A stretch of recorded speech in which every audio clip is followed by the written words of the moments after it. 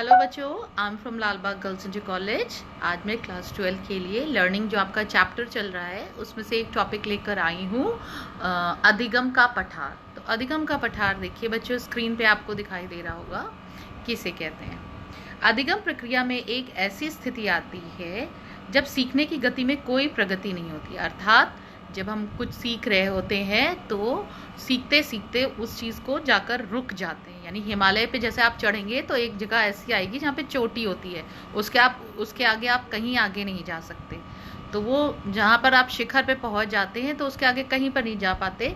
इसी प्रकार सीखने की प्रक्रिया में भी पठार तभी आता है जब हम कोई सीख रहे हैं कोई हम चीज़, और वो सीखते सीखते हमारा पठार आ जाता है। सीखने में इस ठहराव की स्थिति को अधिगम का पठार कहते हैं।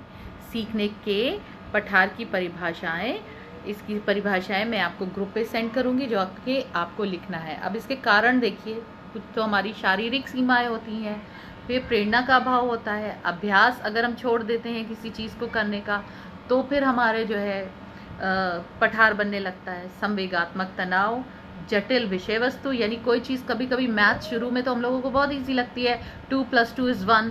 जब हम आगे जाते जाते हैं उसके साथ ज्योमेट्री जुड़ जाती है, फिर अलजेब्रा जुड़ जाती है, तो वो चीज़ हमें सीखने में मुश्किल लगने लगती है। तो यहाँ पे क्या आने लगता है, हमारा सीखने में पठार।